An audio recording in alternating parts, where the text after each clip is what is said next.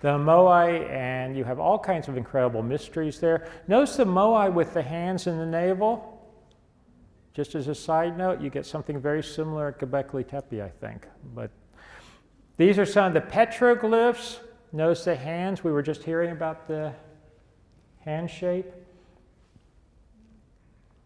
And you have comparisons. These are just some comparisons between Easter Island Petra and Göbekli Tepe. But what you have on Easter Island, which is really very strange and mysterious, is this so-called indigenous, what's an indigenous script, indigenous something. This is a modern reconstruction on a monument outside the governor's office, but the Rongo script. Have people heard about that? It's on wooden tablets, only about 24, 26 or so. People argue about the authenticity of some of them. Are known at this point. They're inscribed on these wooden tablets, and these have never been, to this moment, unless we're right about it, really been properly interpreted or deciphered. So we're looking at these. We've come back from Easter Island. It was sort of like a little break from thinking about other things. We're looking at, but I can't get my mind off of, why do civilizations disappear? Why did the Ice Age end? We watch Symbols of an Alien Sky, and Katie says to me, well, those Rongo characters, they sort of look like the plasma petroglyphs. And we're starting to look at them, and I've got to say, I tend to be skeptical about things at first, and I say, well, I didn't even want to watch it again. I mean, no insult to you. But I mean, I'd seen Symbols of an Alien Sky before. I found it really interesting, but she insisted, oh, we should watch it again. Good to relax the brain. And here we're looking at this, and these are Rongo glyphs. See them there? This is another one here, another one here. And we believe that as you start looking at this, you get the same imagery, you get the same forms very consistently. I've got to say that, it's just been crazy, the diverse interpretations, the very varying, disparate, trying to interpret Rongo. If you look at the literature about it, which I've read all of the literature I can get my hands on, I'm not finding any of it convincing, but it does make sense to me that these glyphs record or were inspired by these plasma configurations. And I just throw this, well, not throw it in, this is another thing. It has been suggested by Tony Pratt and his group that the Nazca lines may record. Well, he didn't really get into the glyphs, the huge glyphs on the surface that you have there, but you start looking at these, we're looking at Rongo. There's the petroglyph of Easter Island with the hand symbol, and you have that Nazca too. I'm wondering, does this all start to tie together again as a unifying theme?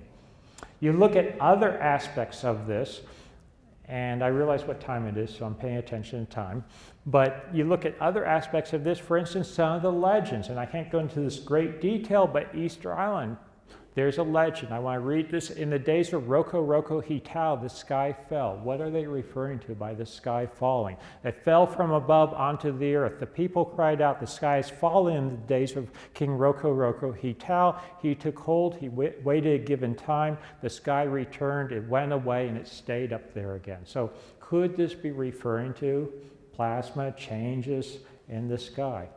So we suggest, Katie and I, that maybe the Rongo tablets are recording some kind of, if it's solar plasma outbursts, or maybe in the context here, other type of plasma configurations, cataclysms, geomagnetic storms.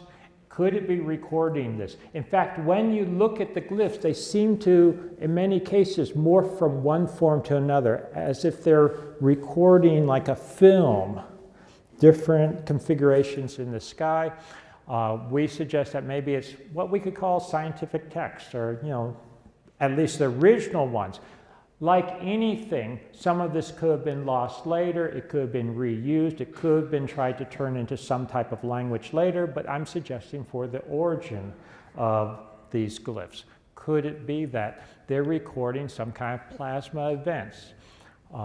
whether it's a solar ejection, something like the Carrington event, or something much more dramatic. And could this be the end of the last ice age? Could a plasma event like that be what caused the end of the last ice age? It would come down, it would hit, it would incinerate the surface of the Earth, it would leave only large stone structures, which is what you have surviving. It's now been documented very recently, within the last couple of years, that so many Neolithic structures from around the end of the last ice age, they are associated with underground tunnels and caves, artificial caves. Why would you dig those? Why would you dig into, or not dig, carve into rock?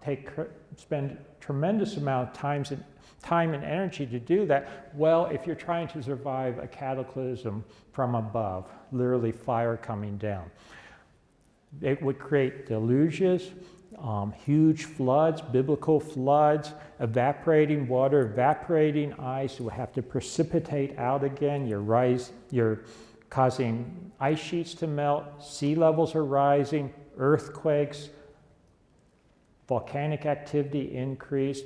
You find around the world, and I just mentioned this, a couple of examples, for instance, Easter Island, these low, thick stone houses. They're almost like fallout shelters or protective shelters.